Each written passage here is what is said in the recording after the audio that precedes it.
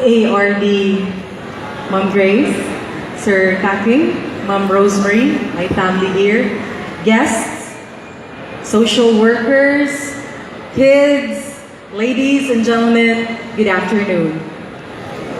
Good afternoon, uy! Okay. It is a great honor for me to speak before you this afternoon. I have known this overwhelming task 2 weeks ago when Karen actually told me that I will be delivering an inspirational message during the culminating activity. Maybe she was inspired when I shed a silver lining during our Christmas party last December. So she told me, Attorney, you'll be delivering an inspirational message. So I just said, okay. But as member of the CWSG, we were actually tasked to match children who are free to be legally adopted with prospective adoptive parents.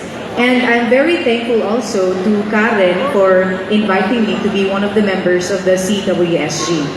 But my speech is not just about Karen and some of my co-members in CWSG, but this is also a message about how these people behind the DSWD work so hard to ensure that the best interests of children are met by properly matching them to their prospective adoptive parents.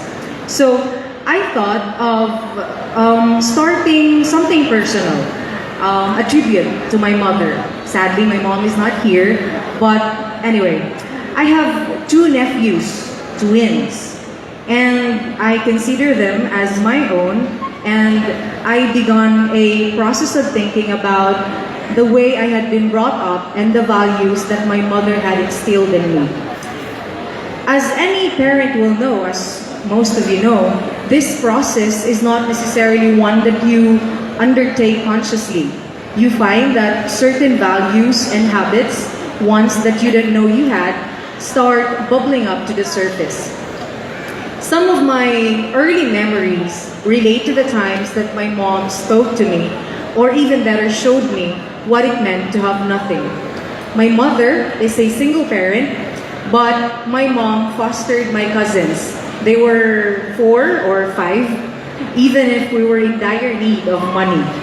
At a young age, she explained to me that someone has to take care of my cousins because, after all, they're just kids.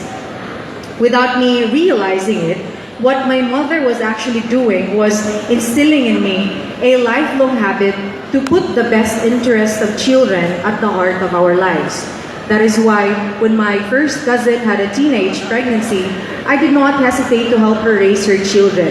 That's my 2 handsome nephews, the twins.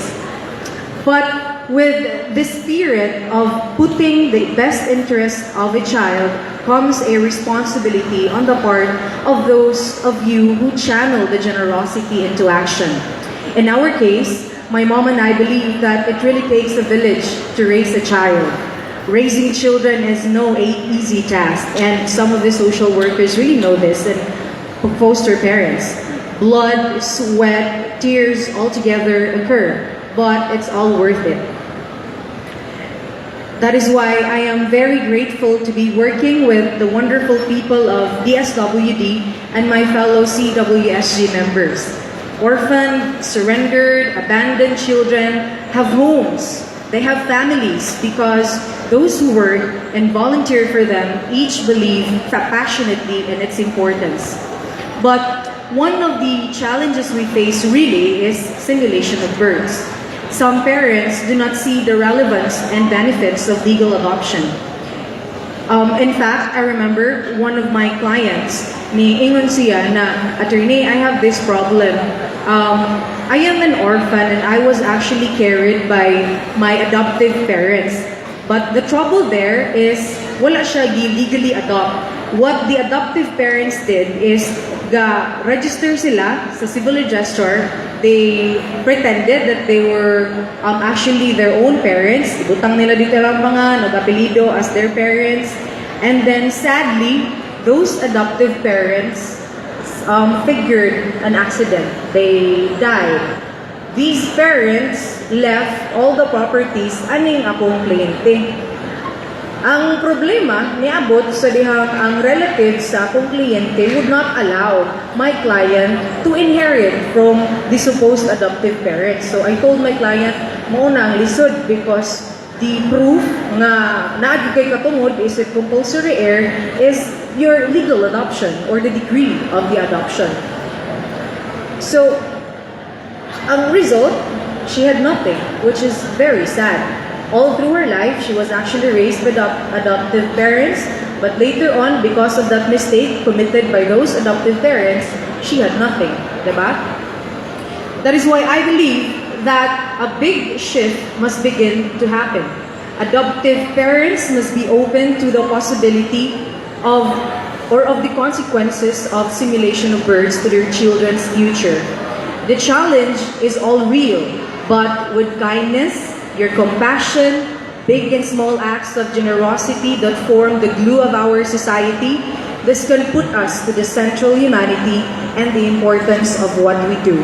Whether we be social workers, CSWG members, foster parents, or adoptive parents, we can all make a difference.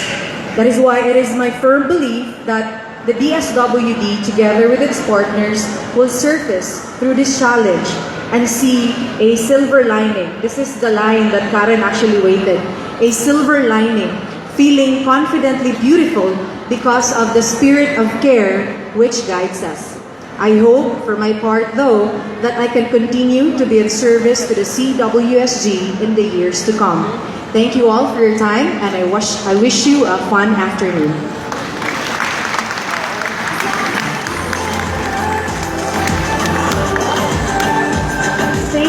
Thank you so much, Attorney Wagas, and very nice ang